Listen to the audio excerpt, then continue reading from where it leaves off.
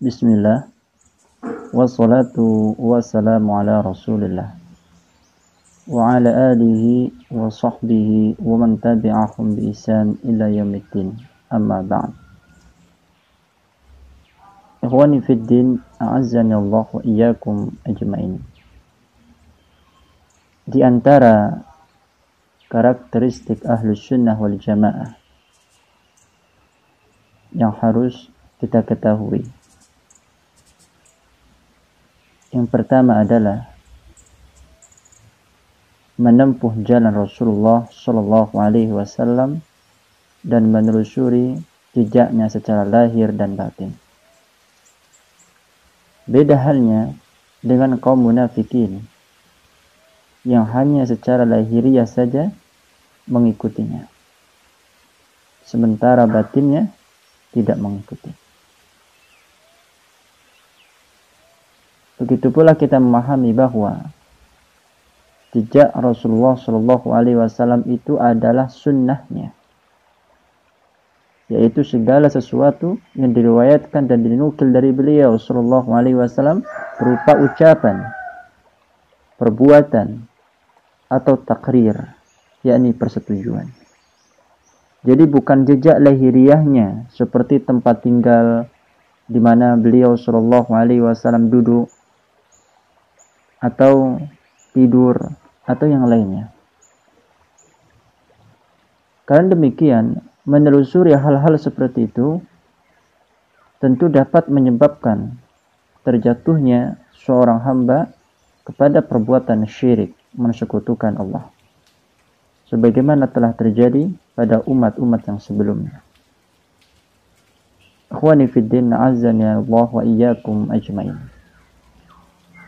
Kemudian sifat yang kedua di antara karakteristik Ahlussunnati wal Jamaah, mereka menelusuri jalan para as-sabiqunal awwalun dari kalangan para sahabat Nabi dan kaum Ansar.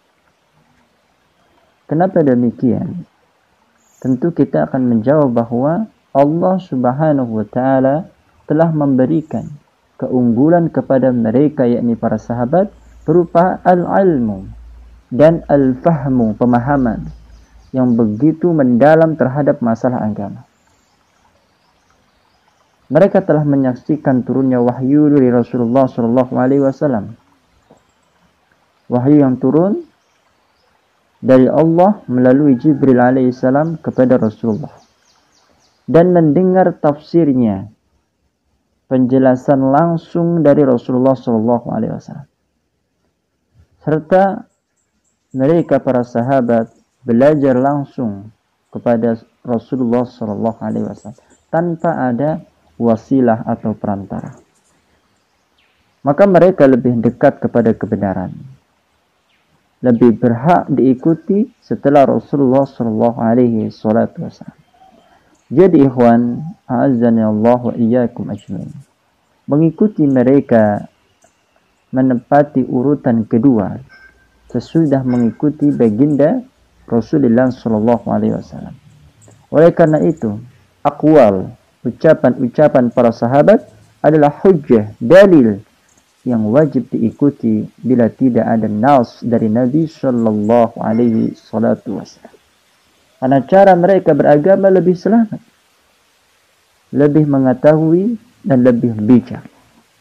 Tidak sebagaimana dikatakan oleh sebagian kaum mutaakhirin, ya, kaum akhir-akhir ini, yang mengatakan sesungguhnya cara kaum salaf itu aslam, yakni lebih selamat, sedangkan cara kaum khalaf itu lebih mengetahui lagi, lebih bijak darinya.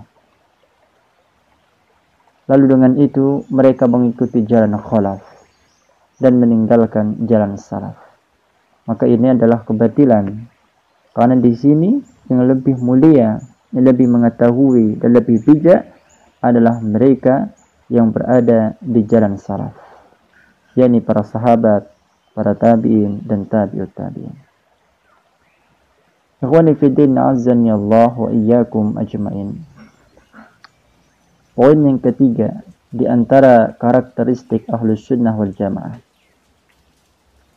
Mereka adalah orang-orang yang senantiasa berpegang teguh kepada wasiat pesan Rasulullah SAW, di mana ketika waktu itu beliau bersabda, "Alaikum bisunnati wa sunnatil khulafa'ir rasyidin al-mahdiyyin min ba'di tamassaku biha wa 'addu 'alaiha bin nawajid wa iyyakum muhdatsatil umur fa inna kulla bid'atin dhalalah." Kata Nabi SAW, hendaklah kalian berpegang teguh kepada sunnahku dan sunnah para khulafa'ir rasyidin sepeninggalku. Berpegang teguhlah kalian kepadanya dan gigitlah dengan gigi geraham kalian sekuat-kuatnya.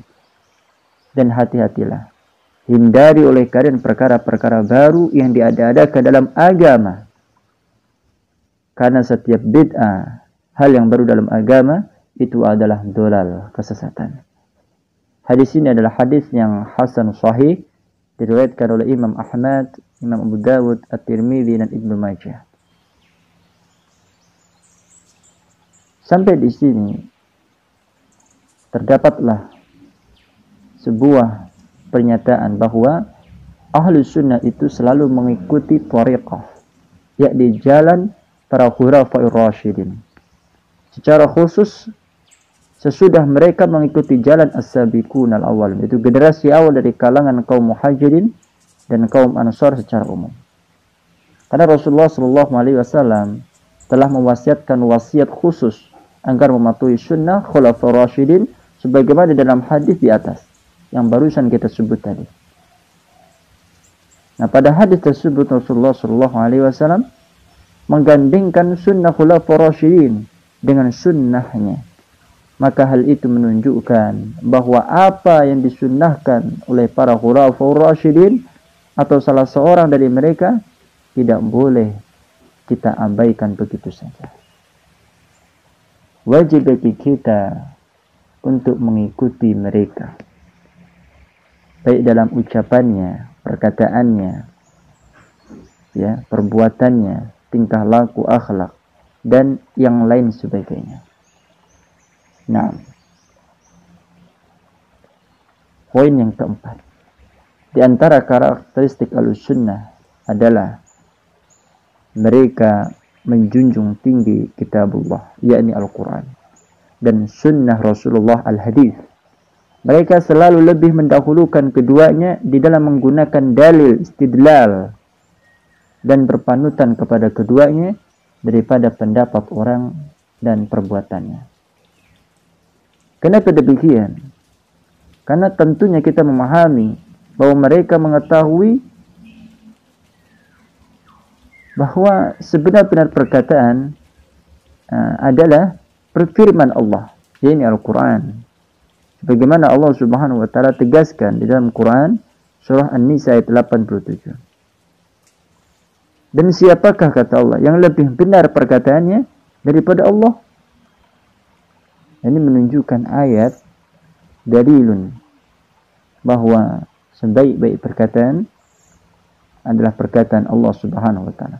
Dan sebaik-baik petunjuk adalah petunjuknya Rasulullah sallallahu alaihi wasallam.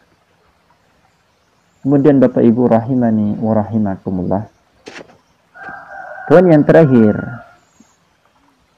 dan termasuk karakteristik Ahlussunnati wal Jamaah, mereka senantiasa sepakat untuk mengamalkan Al-Quran dan As-Sunnah serta bersatu pada Al-Haq, yakni kebenaran, dan saling tolong-menolong di dalam kebajikan dan takwa.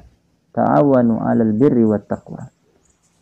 Dan tidak tolong-menolong dalam sebuah permusuhan dan kemaksiatan. Hal ini telah melahirkan wujudnya ijma'. Sedangkan ijma' merupakan sumber ketiga di dalam ilmu dan agama. Ikhwani fiddin, a'azzani Allah. Para ulama usul telah mendefinisikan ijma' sebagai kesepakatan ulama di zamannya atas suatu perkara agama sepeninggal baginda Nabi Sallallahu Alaihi Wasallam. Dan ijma adalah hujjah yang pasti, yang qat'i, yang wajib diamalkan sesudah dua sumber utama, yaitu Al-Quran dan As-Sunnah. Maka yang ketiganya adalah ijma'ul ulama. Dan termasuk karakteristiknya adalah mengukur dengan tiga landasan tersebut semua ucapan, pendapat manusia dan perbuatan mereka, baik lahir maupun batin, yang ada hubungannya tentu dalam masalah agama. Nah, inilah poin 1, 2, 3, 4, 5 dari karakteristik Ahlus Sunnati wal Jamaah.